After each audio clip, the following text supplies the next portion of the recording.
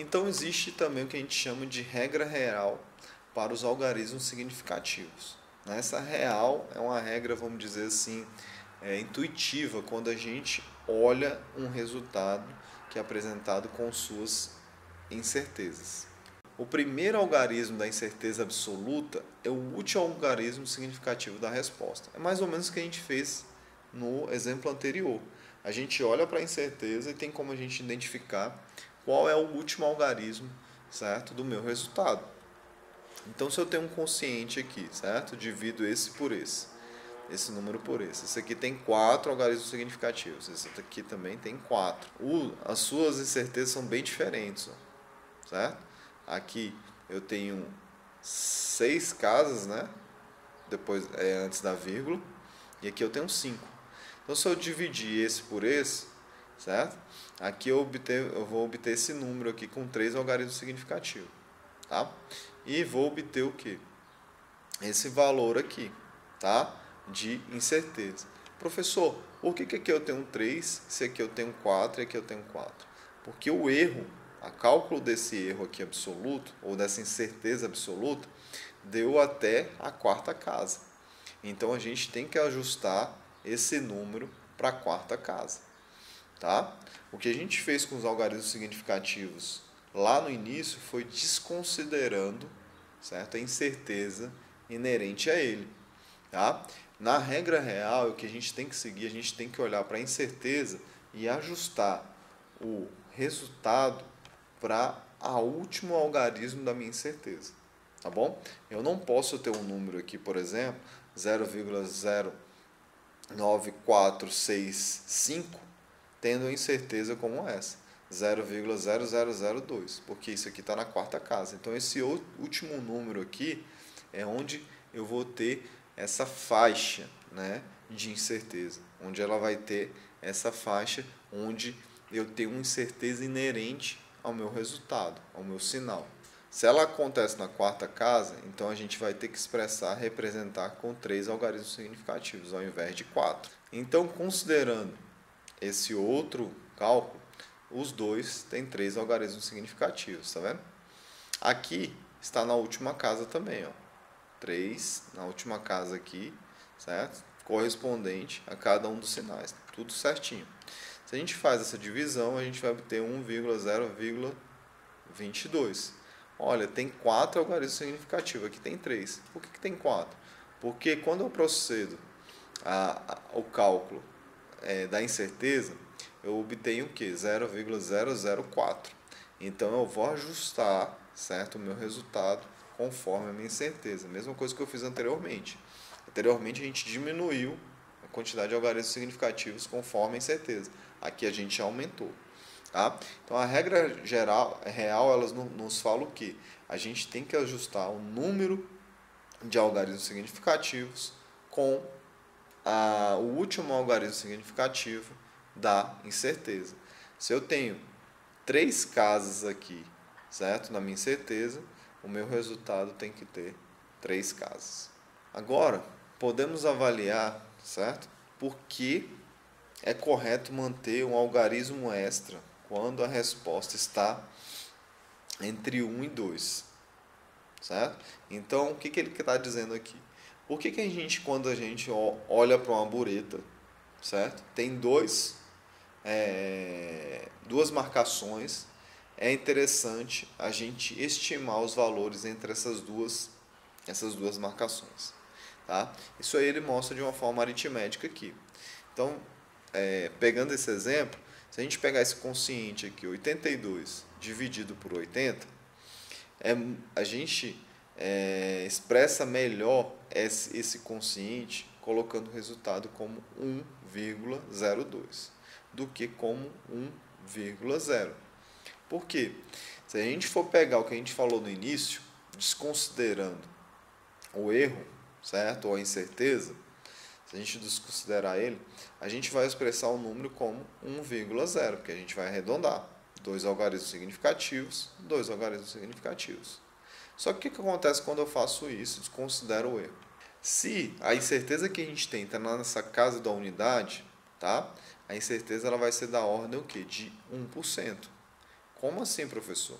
Olha, se você pegar 1 aqui e dividir por 80, você vai ver que vai dar um número aí 0,0 próximo da unidade de 1, tá? Então vai ser próximo do 1%.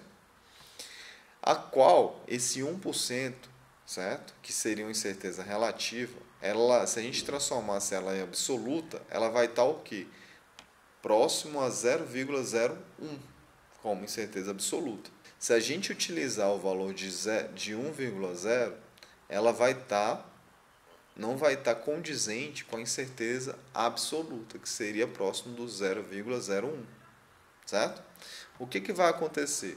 Se a gente utilizar esse resultado como 1,0 mais ou menos, que seria essa incerteza nesse último número, que seria 0,1, na verdade, a incerteza que eu tenho nesse cálculo não seria de 1%, seria o quê? De 10%, que é muito maior do que a incerteza absoluta. Então, ela induz ao erro no cálculo. Sabendo que a incerteza está aqui no final, certo? Na unidade, a gente descobre que essa incerteza percentual é 1%, transformando esse 1% em incerteza absoluta vai dar 0,01. Então, a gente tem que situar o quê? O resultado desse quociente nessa casa do 0,01, ou seja, 2 casas após a vírgula, tá? Então a regra real ela nos dá o que? Uma forma de expressar o número, né, com sua incerteza de uma forma mais próxima, certo? Mais próxima da realidade ou com um grau de confiança maior, ou que tenha um menor erro embutido. Então vamos fazer um exemplo para a gente praticar e ter uma noção do que a gente está fazendo. Você preparou uma solução, certo, de amônia 0,25 ou 0,250 molar, diluindo, certo, 8,45 mais ou menos 0,04 ml em uma solução de amônia 28,0 mais ou menos 0,5% massa-massa. A massa específica dessa solução é 0,899, mais ou menos 0,003 gramas por ml. Até esse volume de 500 mais ou menos 0,2 ml. Encontre a incerteza da concentração de 0,250 molar. Considere a massa molecular, certo, de amônia 17,0305 gramas por mol. Tem uma incerteza relativa desprezível frente às demais incertezas desse problema. Então, o que a gente vai fazer?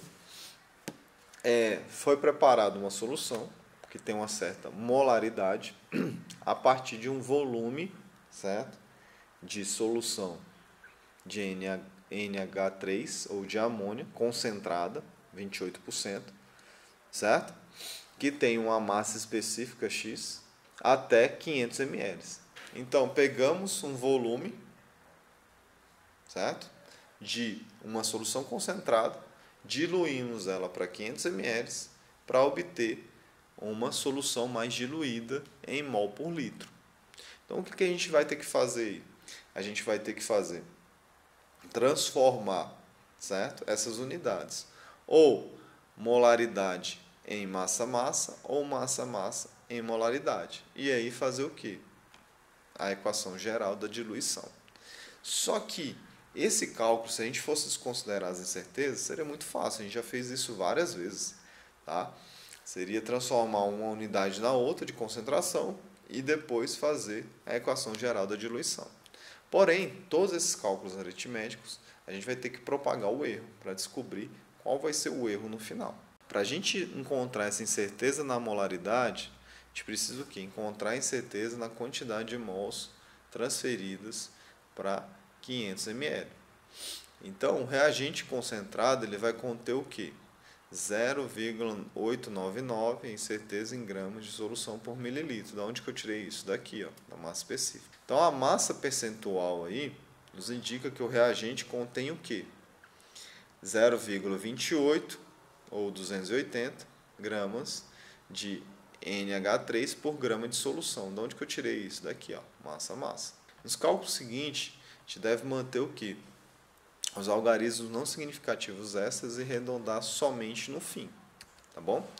Então, para a gente descobrir gramas de NH3 por ml num reagente concentrado, o que a gente fez? Pegou, certo, esse valor aqui da massa específica, certo, multiplicou pelo valor massa-massa.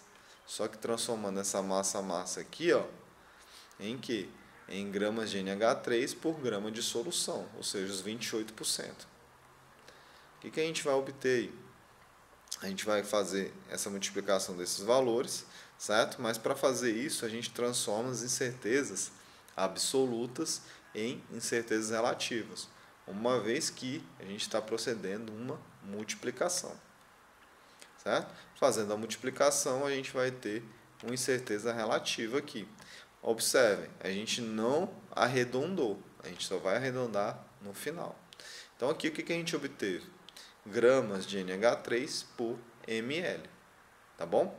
E a incerteza que a gente teve no final, certo? Procedendo conforme a gente viu anteriormente, a gente obteve 1,82. Em seguida, a gente vai encontrar a quantidade de mols presente nesse volume do reagente concentrado, tá? A incerteza relativa no volume, ela vai ser o quê? Esse valor dividido pelo valor que eu tenho lá de volume. Então, eu vou obter esse valor aqui. Por que isso? Porque a gente vai fazer uma multiplicação e uma divisão. Então, a gente utiliza o que? As incertezas relativas, tá bom? Como no valor lá de massa molar não foi dada incerteza, a gente coloca zero, tá? Então, multiplicando o valor que a gente obteve anteriormente vezes o volume, o que a gente vai obter? Massa, certo? De NH3. Aqui embaixo, como a gente tem massa molar, isso aqui vai cortar também. Então, no final, a gente vai ter o quê? Um número de mols de NH3, certo? Procedendo esse cálculo, a gente obteve que temos 0,1249, mais ou menos 1,88% mols de NH3 nesse volume. Então, esse 1,88 a gente obteve o quê? A partir desse cálculo aqui. Essa quantidade de amônia ela foi diluída o quê? Para 500 ml, transformando em litro é 0,5, tá? E a incerteza 0,0002, que é a incerteza absoluta. Como a gente vai proceder um cálculo, certo? No caso aqui uma divisão, a gente tem que transformar isso aqui em relativo.